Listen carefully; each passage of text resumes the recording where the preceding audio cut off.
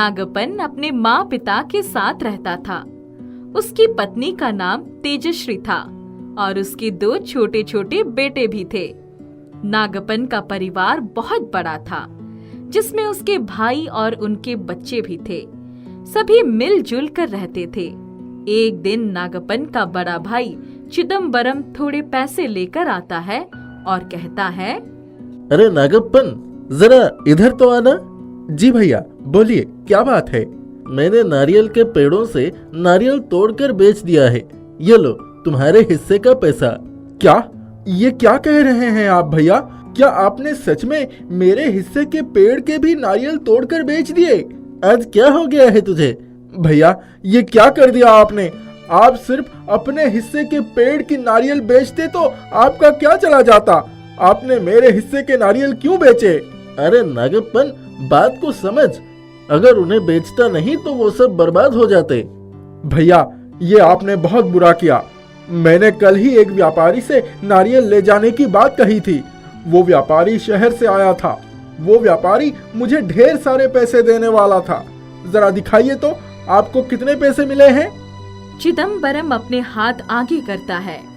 हे भगवान, इतने कम पैसे! आपको पता है आज आपने कितना नुकसान करवा दिया मेरा। इतना कहकर नागप्पन गुस्से में सारे पैसे वहीं फेंक कर चला जाता है और जाता जाता चिदम्बरम से कहता है, आगे से आप अपनी चीजों पर ध्यान दे तो अच्छा रहेगा। मैं काफी हूँ खुद को संभालने के लिए। ये सुन चिदम्बरम बहुत दुखी हो जाता है। कैसी बातें कर रहा है नागप्पन? मैं कभी उसकी बुराई नहीं चाहूंगा। वो मेरा छोटा भाई है। बचपन से अब तक मैंने उसे बहुत माना है और आगे भी वही करता रहूंगा। नागप्पन गुस्से में आकर अपनी पत्नी तेजश्री से कहता है, सुनो, कोई जरूरत नहीं भैया से बात करने की। उनकी परिवार वालों से भी बात नहीं करना और ना ही बच्चों को उधर भेजना है। क्यों जी, ऐसा क्या हो गया? नागप्पन सारी बातें तेजश्री को बताता है। अरे, आप इतनी छोटी सी बात के लिए भैया से गुस्सा हो गए? ये भी कोई बात हुई? ठीक है, तुम्हें भी अगर जाना है तो जाकर रहो उन लोगों के साथ। फिर मुझसे बात करने मत आओ। हटो, मुझे जाने दो यहाँ से। नागप्पन गुस्से में घर से निकल जाता है। चिदम्बरम नागप्पन को देखता है मगर कुछ भी नहीं कहता। नागप्पन और चिदम्बरम के पिताजी तक ये बात पहुंचती है और दोनों बेटों के बीच झगड़ा देख उनके पिताजी बहुत दुखी होते हैं। नागप्पन, चिदम्बरम, दोनों मेरे पास आओ। हर साल उनके पिताजी उन्हें अपने हिस्से के बिके नारियल से जो पैसे मिलते थे उनमें से थोड़ा थोड़ा धन दोनों को देते थे। अरे सुना है तुम लोगों ने आपस में लड़ाई कर ली है। पिताजी, वो सब बात हम बाद में करेंगे। क्या आप ये बता सकते हैं कि आपने हमें बुलाया क्यों है? हाँ, मेरे हिस्से के नारियल बिके हैं तो तुम दोनों को कुछ कुछ पैसे दे देता हूँ। उनके पिताजी उन्हें पैसे दे देते हैं। पिताजी, आपने मुझे कम पैसे दिए हैं और भैया को ज्यादा। अरे बेटा, चिदम्बरम तुझसे बड़ा है तो इसीलिए उसे थोड़े ज्यादा पैसे दे दिया और हर साल तो यही होता है। आज कुछ नया तो नहीं। एक काम कीजिए, ये भी आप उन्हें ही दे दीजिए।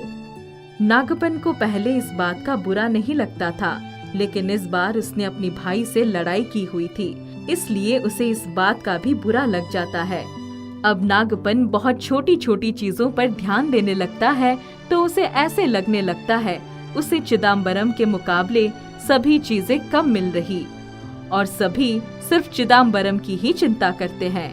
एक दिन नागप्पन अपना सारा सामान बांध लेता है और अपनी पत्नी और बच्चों को साथ लेकर घर छोड़ने की बात सोच लेता है।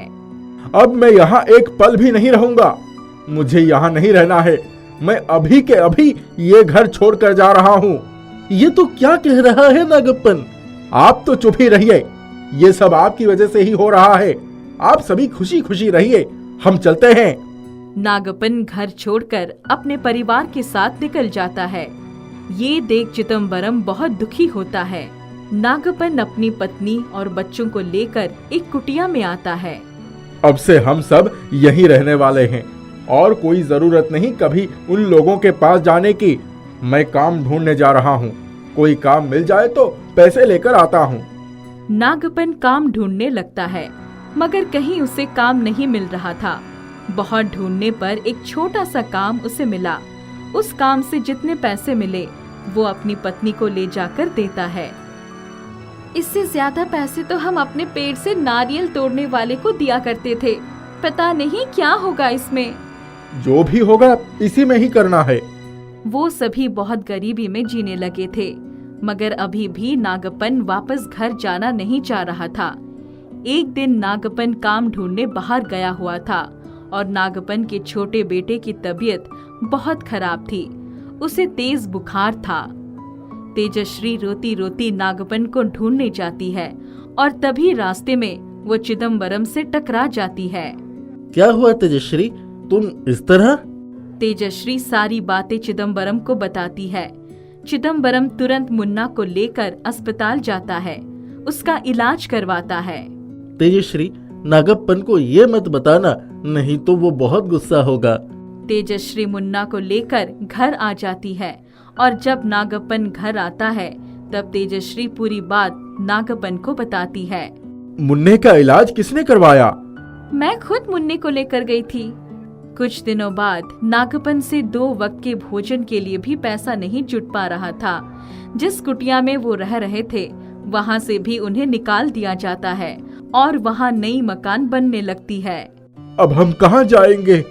चिंता न कीजिए, मेरी सहेली यहीं रहती है, मैं उससे बात करती हूँ। तेजश्री की सहेली के पास एक बहुत पुराना खाली घर पड़ा था। उसी घर के आगे नारियल के बहुत सारे पेड़ भी थे। सुनिए जी, मैंने अपनी सहेली से बात कर लिया है। उसने कहा है हम उसके पुराने घर में रह सकते हैं और उसके घर के आगे लगे नारियल के पेड़ से नारियल तोड़कर बेच भी सकते हैं और अपना गुजारा कर सकते हैं।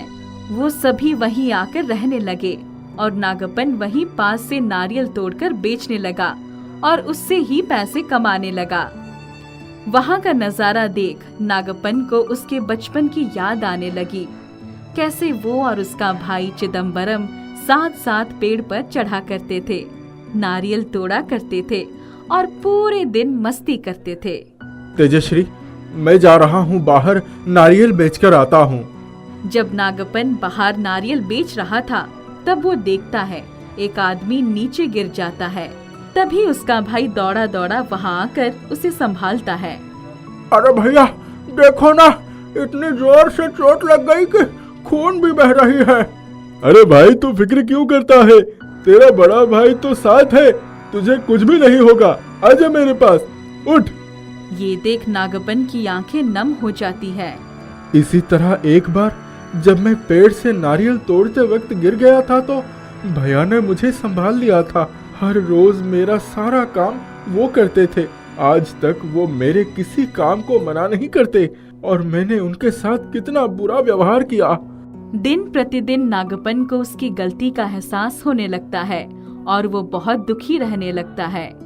एक रोज दुखी होकर नागप्पन बाहर बैठा था। उसे दुखी देख एक बूढ़ा वहाँ आता है। क्या बात है बेटा, बहुत दुखी लग रहे हो? अगर कोई तकलीफ है तो बिना डरे मुझसे कह दो, मैं किसी को कुछ भी नहीं बताऊंगा। धन्यवाद दादाजी, आप पूछ रहे हैं तो मैं आपको अपनी दिल की बात बताता हूँ। नागप्पन सारी बातें उस बूढ़े को सुना देता है। अच्छा, तो क्या तुम अब सब कुछ पहले जैसा चाहते हो? जी, मगर ये मुमकिन नहीं, क्योंकि अगर अब मैं भैया से माफी भी मांगूंगा फिर भी उनके और मेरे दिल में वो बात तो रह ही जाएगी और कभी नहीं निकलेगी। ऐसा किसने कहा? जरूर ये मुमकिन है। एक काम करो, जाओ एक नारियल पेड़ से तोड़ कर लाओ। नागप्पन एक नारियल तोड़कर लाता है। इस नारियल के एक टुकड़े को अपने भाई के तकिए के नीचे डाल कर देखना, अगली सुबह वो ये सब कुछ भूल चुका होगा। क्या? मगर ये कैसे हो सकता है? यह एक जादुई नारियल है। जिस नारियल के टुकड़े को तुम अपने भाई के तकिए के नीचे रखोगे उसे किसी नदी में बहा देना, फिर देखना बचे हुए नारियल का रंग पीला हो जाएगा। उसी बचे हुए पीले रंग के नारियल का एक टुकड़ा निकालना, उसमें से थोड़ा तुम खाना और अपना जूठा ही अपने भाई को खिलाना। उसके बाद तुम दोनों सब कुछ भूल जाओगे। आखिर तुम दोनों के बीच लड़ाई क्यों हुई थी? तुम दोनों पहले जैसे ही हो जाओगे।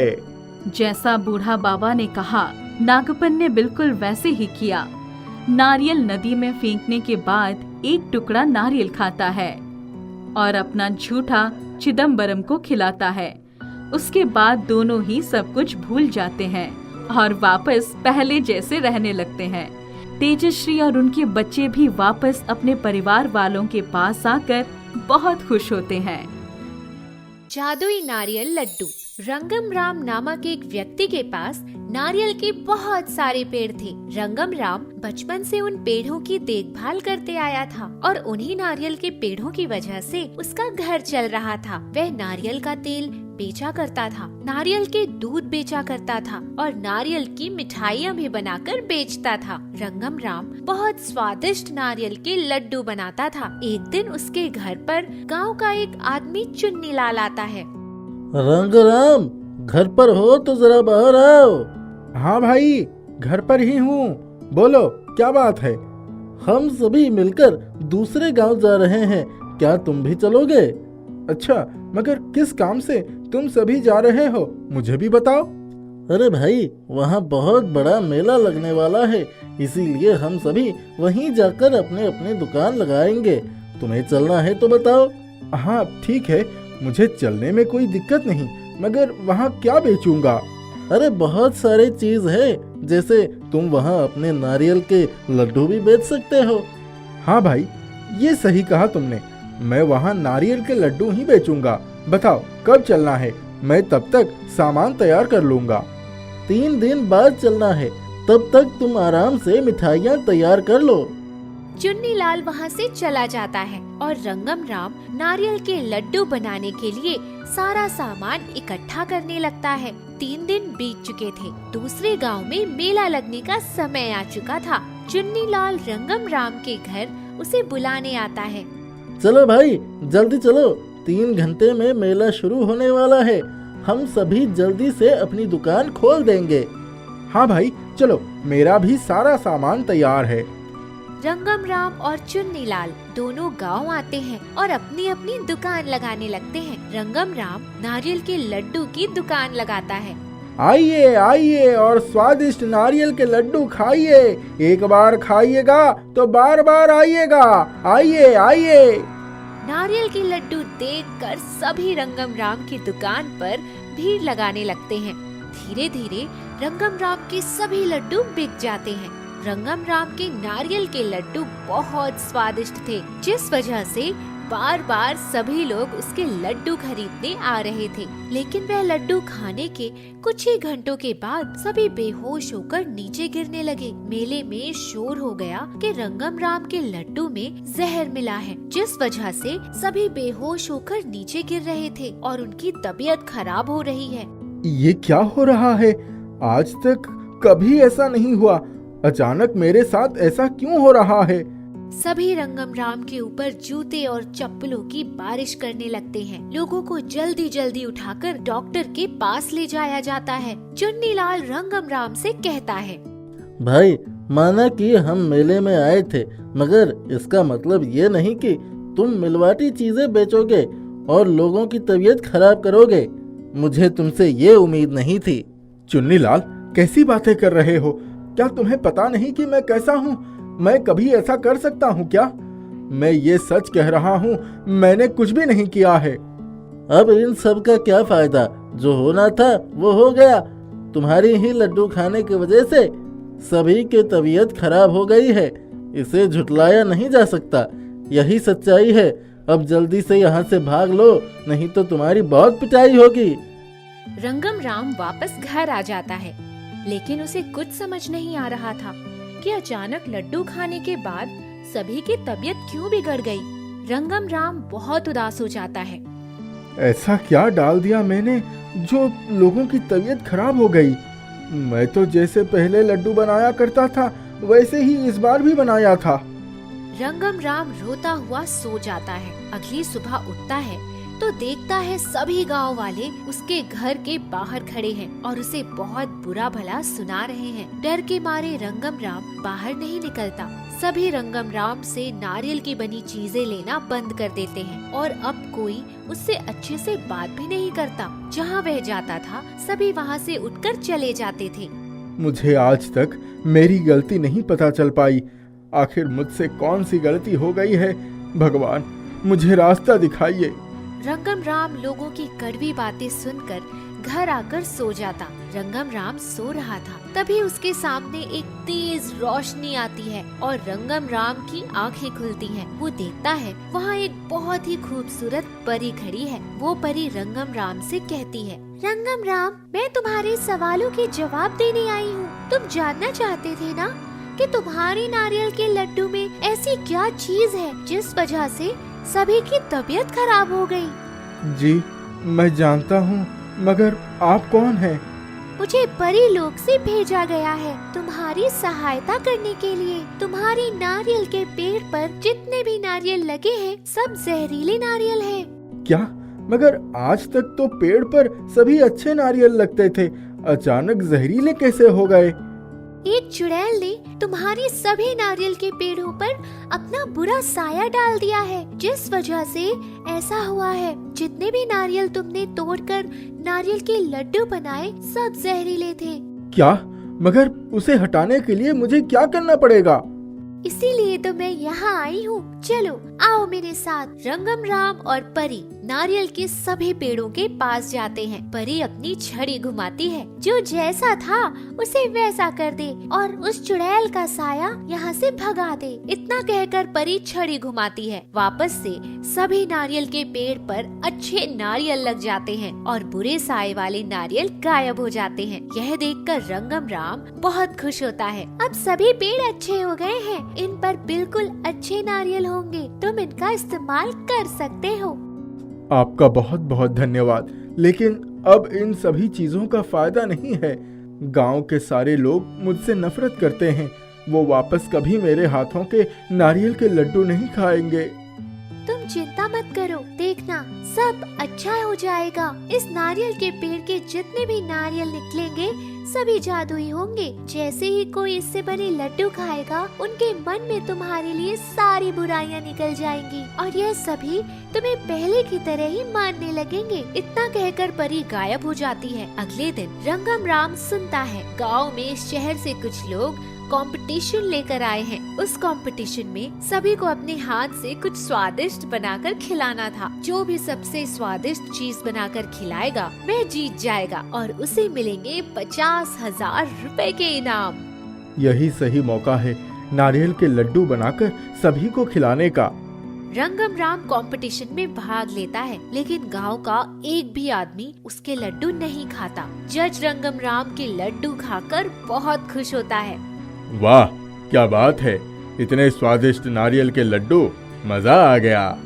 रंगम राम को इस कंपटीशन का विजेता बनाया जाता है। तब जाकर धीरे धीरे गांव वाले हिम्मत करके आते हैं और वह जादुई नारियल के लड्डू उठाकर खाने लगते हैं। जादुई नारियल के लड्डू खाते हैं सभी के मन में रंगम राम के प्रति जितनी बुरी भावनाएं थी सब खत्म हो जाती है। रंगम राम को 50,000 रुपए का इनाम दिया जाता है और सभी उसके लिए तालियां बजाते हैं।